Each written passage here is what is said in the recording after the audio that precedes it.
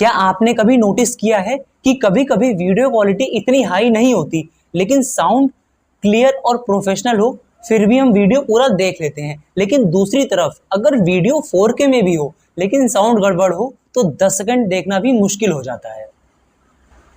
तो अगर आप YouTube क्रिएटर हो और चाहते हो कि आपका चैनल ग्रो करे तो सिर्फ बोलना नहीं है, बोलना है प्रो की तरह। आज मैं आपको बताने वाला हूं कुछ मिनट्स का एक पूरा ब्लूप्रिंट जिससे आपकी आवाज सुनकर लोग कहेंगे वाह क्या आवाज है। सबसे पहली चीज, क्यों जरूरी है साउंड प्रोफेशनल होना। साउंड आपके कंटेंट का पूरा इंप्रेशन है। जो आपकी वीडियो है व्यूअर वो पूरा देखेगा या नहीं, उसका इंटरेस्ट है या नहीं, ये 90 to 95% डिपेंड करता है आपकी साउंड क्वालिटी पर। क्योंकि जो हमारी 70% ऑडियंस होती है वो या तो ईयरफोन्स पर या फिर मोबाइल स्पीकर पर वीडियोस देखते हैं।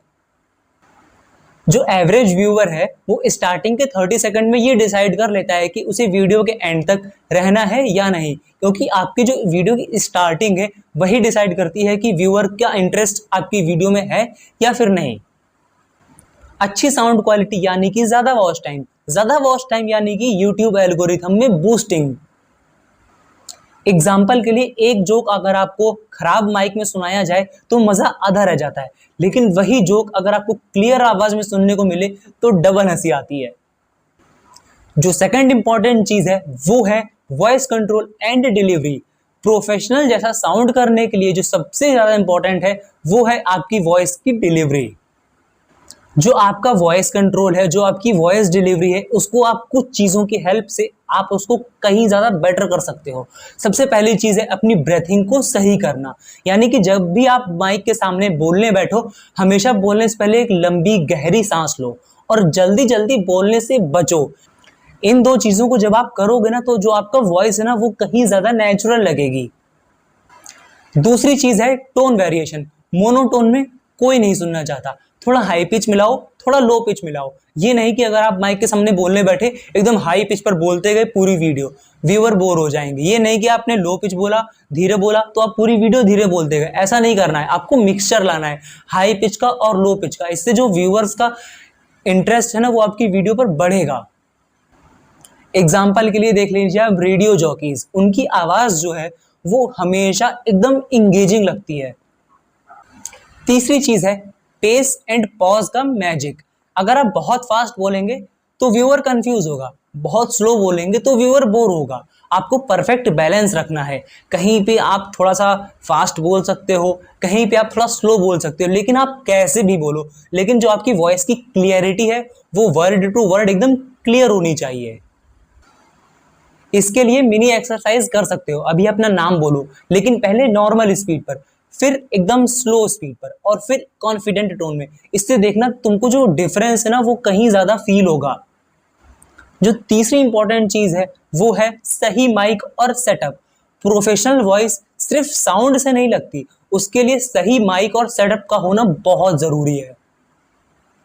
इसमें सबसे पहली चीज है माइक का सिलेक्शन करना। अगर आप बिगिनर हो तो एक कॉलर माइक परचेज कर लो जो कि 500 से 1000 के बीच में एक अच्छा मिल जाता है। अगर आप मिड लेवल के हो तो एक condenser mic plus audio interface का यूज करो जो कि 2 से 3000 तक का एक अच्छा माइक मिल जाएगा। और अगर आप एडवांस लेवल पर आप वीडियो शूटिंग करते हो तो आप एक यूएसबी माइक यूज करो जो कि थोड़ा कॉस्टली होता है, लेकिन आपकी वॉइस की जो क्वालिटी है वो इतनी ज्यादा अच्छी हो जाएगी ना कि आप खुद वो वीडियो स्किप नहीं करना चाहोगे। सेकंड है माइक का सही प्लेसमेंट करना। ये नहीं कि माइक को अपने मुंह के बिल्कुल पास में लगा लिया तो जो आपकी सांसों की आवाज है वो भी उसमें रिकॉर्ड हो जाएगी, और ये नहीं कि उसको बहुत ज्यादा दूर रखा इससे कि आपकी वॉइस जो है वो सही से रिकॉर्ड ही ना हो। आपकी जो माइक की प्लेसमेंट है वो आपके माउथ से 6 से 8 इंच की दूरी पर हो, ये परफेक्ट है। और अपने माइक पर पॉप फिल्टर या फिर फोम का यूज आप जरूर से करो, इससे जो आपकी सांसों की जो हवा होती है हल्की फुल्की वो आपकी कैप्चर नहीं होगी। तीसरी चीज है रूम ट्रीटमेंट। आप ये कंफर्म कर लो कि आप जहां पर भी बैठकर शूट कर रहे हो वहां पर इको बिल्कुल भी ना हो, क्योंकि जो इको है वो आपकी वॉइस का सबसे बड़ा दुश्मन है। इको को आप बहुत ही इजीली कंट्रोल कर सकते हो। जैसे कि आप कहीं भी बैठकर शूट कर रहे हो वहां पर आप सॉफ्ट चीजें लगाओ, कहीं पे पर्दे लगा दो, नीचे कारपेट बिछा दो, सोफे रख दो, यानी कि आपके आसपास का जितना भी एरिया है उसको आप भर दो, लेकिन सॉफ्ट चीजों से, हार्ड चीजों से जो आपकी वॉइस है वो बाउंस बैक होगी। सॉफ्ट चीजें क्या होती हैं, वो वॉइस को अब्सॉर्ब कर लेती हैं, जो कि बाउंस बैक नहीं होगी और इको नहीं आएगा। और कोशिश करो कि छोटे रूम में रिकॉर्ड करो, क्योंकि छोटे रूम में क्या होता है ना, आपकी जो इको है ना उसको कंट्रोल करना बहुत ईजी हो जाएगा, आपको सामान कम रखना पड़ेगा। एग्जाम्पल के लिए, अगर आपके रूम में इको है तो क्लैप की आवाज से टेस्ट करो, अगर आवाज बाउंस बैक हो रही है तो ट्रीटमेंट जरूरी है। चौथी इंपॉर्टेंट चीज है रिकॉर्डिंग।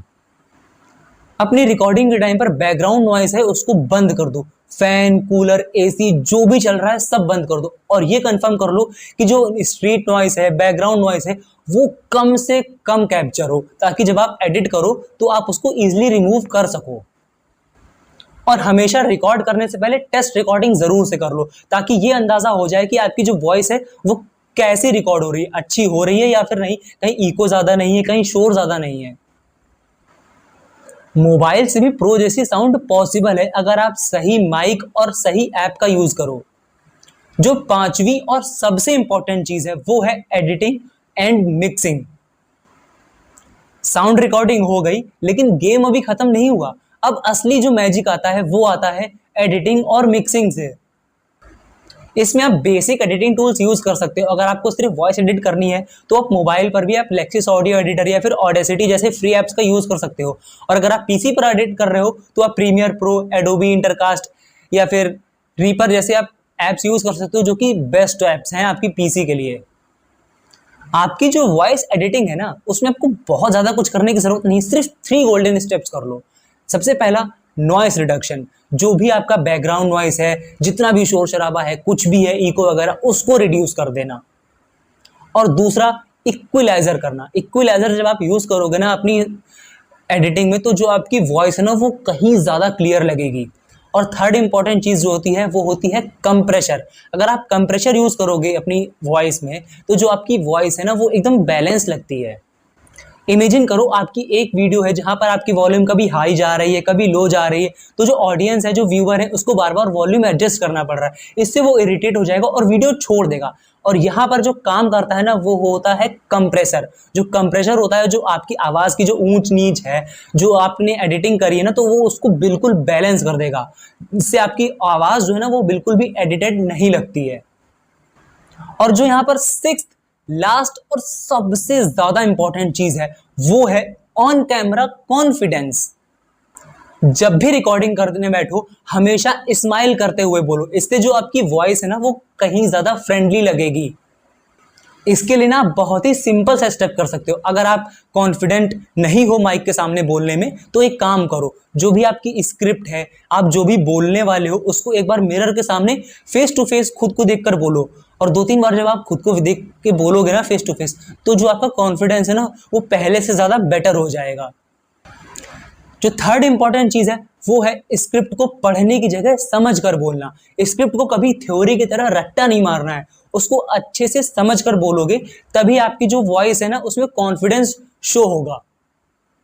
सो फ्रेंड्स, अब आपके पास वो पूरा टूल किट है जिससे आप अपनी वॉइस को एकदम प्रो जैसा बना सकते हो। याद रखो, YouTube पर सिर्फ कंटेंट नहीं, प्रेजेंटेशन भी मैटर करता है। अगर आपकी आवाज साफ, इंगेजिंग और प्रोफेशनल लगेगी तो लोग आपकी बात सुनेंगे, ट्रस्ट करेंगे और चैनल को ग्रो करेंगे। अगर ये वीडियो आपके काम आया हो तो वीडियो को लाइक जरूर करो और कमेंट में मुझे ये बताओ कि आप कौन सा माइक यूज करते हो या फिर यूज करने का प्लान कर रहे हो। और हाँ, मैं आपको नेक्स्ट एपिसोड में ये बताऊंगा कि आप सिर्फ वॉइस से कैसे ऑडियंस को हिप्नोटाइज कर सकते हो। Don't miss it.